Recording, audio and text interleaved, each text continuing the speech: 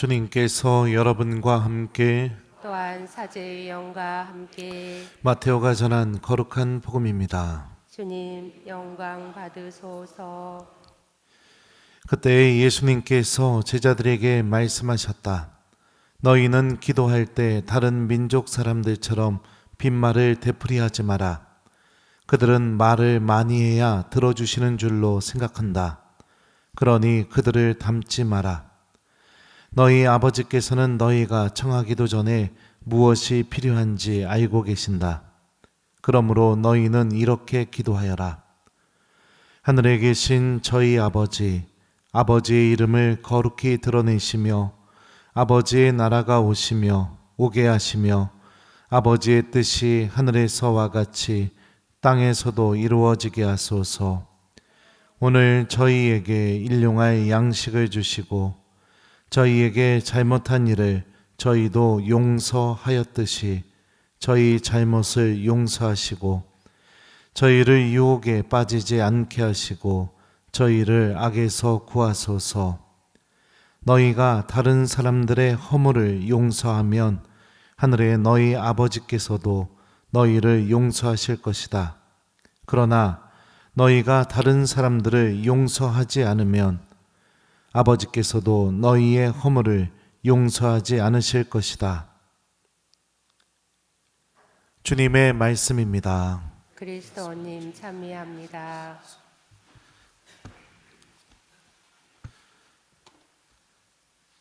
오소서 성령님. 그러므로 너희는 이렇게 기도하여라. 안녕하세요. 오늘 저는 강론 쓰는 게 굉장히 어려웠어요. 여러분들에게 어떤 말을 해야 되나 고민도 많이 하고 그랬는데, 먼저 우리가 좀 주님의 기도를 예수님께서 알려주시기 전에 하셨던 말에 대해서 좀 말씀에 대해서 기억해 봅시다. 이방인들처럼 기도하지 말라고 주님께서 말씀하십니다. 하나님은 기도를, 그러니까 내가 말을 많이 해야만 들어주시는 그런 분이 아니시고 이미 우리에게 필요한 게 무엇인지를 알고 계신다. 그러니까 우리들의 기도가 하느님이 내가 무엇을 필요한지 알고 계신다는 신뢰 안에서 바쳐지는 그런 기도가 되어야 된다는 것을 예수님께서 말씀하고 계십니다. 여러분들의 기도 지향을 한번 생각해 보셨으면 좋겠습니다. 나는 기도할 때 어떤 지향으로 가득 차 있는가? 주님의 기도는 하느님께서 나에게 필요하신 것이 무엇인지 알고 계신다는 신뢰 안에서 우리가 정말로 무엇을 청해야 되는 기도인지를 알려줍니다. 주님의 기도를 우리가 곰곰이 들여다보게 되면 제일 먼저 내가 하느님을 아버지로 정말로 부를 수 있는 하느님의 자녀가 되기를 청하죠. 하늘에 계신 저희 아버지, 그죠? 내가 하느님의 자녀고 하느님이 나의 아버지다. 하느님과 내가 이런 사랑의 관계를 맺고 있다는 것을 내가 깊이 깨달을 수 있는 그런 자녀가 되기를 청합니다. 또 주님의 기도에 또 나오는 나머지 내용들을 보면 아버지의 이름이 거룩히 드러남, 아버지의 나라가 오심, 아버지의 뜻이 이루어짐, 이 모든 것은 우리를 구원하시기를 열망하시는 그 하느님의 뜻이 이루어지기를 나 역시 같이 바라면서 기도하는 사람이 되는 것이죠. 그러니까 정말 내가 하느님께 청해야 될 것은 나의 구원, 영원한 생명, 하느님 나라, 내가 그 주인공이 되는 것. 하느님께서는 우리가 그것을 청하면서 기도하는 사람이 되기를 바라고 계십니다. 만일 내 기도 지향이 현세적인 것들로만 가득 차 있다면 하느님 나라, 영원한 생명, 구원, 정말 죽음 이후에 나에게 가장 필요한 것들이 내 기도 지향 안에 하나도 없다면 어쩌면 우리들의 기도는 이방인들의 기도처럼 빈말을 되풀이만 하는 기도, 내 욕심을 채우기 위해서 그렇게 하는 기도가 되지 않을까. 한번 우리 각자 어떤 마음으로 기도하는지를 살펴봤으면 좋겠어요. 또 두 번째로 말씀드리고 싶은 게 뭐냐면, 주님의 기도를 가르쳐 주시고 나서 예수님께서 한 번 더 말씀을 하십니다. 그 말씀을 들어보죠. 너희가 다른 사람들의 허물을 용서하지 않으면 하늘의 너희 아버지께서도 너희를 용서하지 않으실 것이다. 그러나 너희가 다른 사람들의 허물을 용서하면 하늘의 너희 아버지께서도 너희를 용서하실 것이다. 그러나 너희가 다른 사람들을 용서하지 않으면 아버지께서도 너희의 허물을 용서하지 않으실 것이다. 이 말씀을 한 번 더 말씀하고 계세요. 그리고 이 말씀하고 연결되어 있는 주님의 기도 안에 있는 기도말이 뭘까요? 저희에게 잘못한 일을 저희도 용서하였듯이 저희 잘못을 용서하시고. 그러니까 지금 예수님께서 강조하고 있는 부분이 뭐냐면 내가 먼저 용서하는 사람이 되게 해달라고, 그리고 그 내가 용서한 것을 가지고 하나님 앞에 가서 하나님께 용서를 받을 수 있는 사람이 되게 해달라고, 이 부분을 지금 예수님께서 강조하고 계시죠. 왜 그럴까요? 일용할 양식을 주시는 것, 유혹에 빠지지 않는 것, 악에서 구해지는 것, 또 전반부도 마찬가지예요. 하나님의 이름이 거룩히 드러나는 것, 아버지의 나라가 오는 것, 아버지의 뜻이 이루어지는 것, 이거 다 누가 하시는 거예요? 하나님이 하시는 겁니다. 근데 용서는 누가 할 수 있어요? 내가 해야 되는 겁니다. 내가 해야 되는 거. 유일하게 내가 해야 하는 유일한 한 가지, 용서입니다. 용서. 근데 우리가 또 이 말씀에 입각해서 생각해 보면 나한테 용서를 청하지도 않는 그런 사람들을 용서해야 되나? 근데 용서가 되나요? 여전히 뻔뻔하고 여전히 내 속을 뒤집어 놓고 여전히 바뀌지 않는 그 사람을 용서해야 돼요? 물로요? 왜 대답이 없죠? 용서할 수 있어요? 근데 우리가 이 말씀도 물론 기억해야 되지만 또 예수님께서 하셨던 다른 말씀도 한번 생각해 봅시다.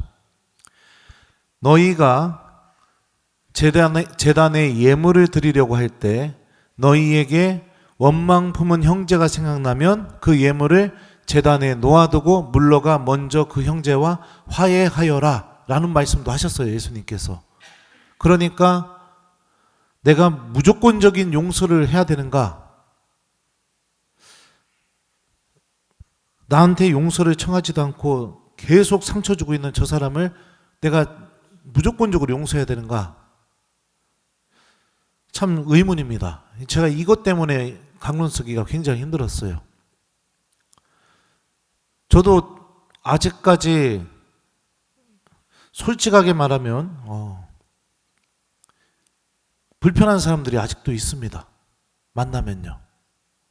예전에 저에게 주었던 그 상처를 저한테 용서 청하지 않고 그냥 가만히 그대로 있는 그런 사람들이 있어요.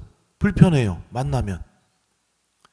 한 번은 그랬던 적도 있었어요. 제가 선배 신부님한테 그 사람이 저한테 상처 줬던 것에 대해서 제가 막 얘기를 했더니 이렇게 말씀하시더라고요.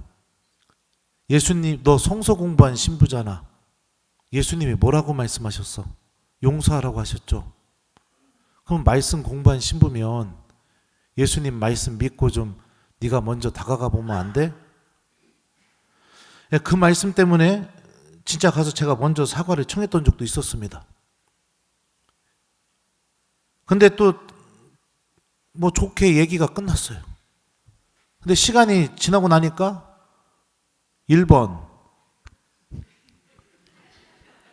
다 풀어져 가지고 그 사람하고 좋은 관계로 지내고 있다. 2번 하나도 풀리지 않아서 마음이 불편하다. 몇 번일 것 같아요? 내가 그렇게 쪼잔한 사람이에요? 2번 맞아요. 풀어지지가 않는 거예요. 풀어지지가. 용서를 하려면 용서를 청하는 행동이 필요합니다. 이거는 당연한 거예요. 우리들도 하느님께서 우리를 용서하시려면 우리의 선택도 필요해요. 그게 뭐죠? 내가 잘못했던 것을 인식하고 회개하고 주님께 가서 주님 용서해 주십시오라는 용서를 청하는 행동이 필요하다고요. 그러니까 무조건적인 용서를 해야 되는가? 내 마음 안에서 불가능한 게. 그러면 예수님의 이 말씀은 도대체 무슨 뜻일까? 주님의 기도에서 내가 정말로 용서를 해줘야 할 때 용서를 할 수 있는 사람이 되게 해달라는 그런 의미가 아닐까? 저는 그렇게 느낍니다. 왜냐하면 주님께서도 분명히 예물을 제단에 놓고 원한 품은 사람에게 찾아가서 물러가 먼저 그 형제와 화해하여라 라는 말씀도 분명히 하셨기 때문에요. 용서하다 라는 이 그리스 말은요, 용서하다의 의미도 있지만 지나가게 내버려두다 이런 의미도 있어요. 그게 뭐냐면은 용서를 하려면은 용서하지 못한다는 건 뭐냐? 지나가게 내버려두지 못한다는 겁니다. 누가? 내가. 그러니까 다시 말하면 붙잡고 있는 거예요. 붙잡고 있으니까 용서가 안 되는 겁니다. 계속 붙잡고 있으니까. 근데 우리가 정말로 누군가를 용서할 수 있으려면 우리에게 죄를 저지르고 상처를 준 그 사람이 우리에게 용서를 청하는 행동이 반드시 전제가 되어 있어야 된다고 모두가 다 그렇게 생각이 되죠. 근데 중요한 건 뭐냐면 그런 순간이 찾아왔는데도 용서를 못하는 사람들이 있습니다. 그래서는 안 된다는 거죠. 그러면 우리는 어떻게 기도해야 될까요?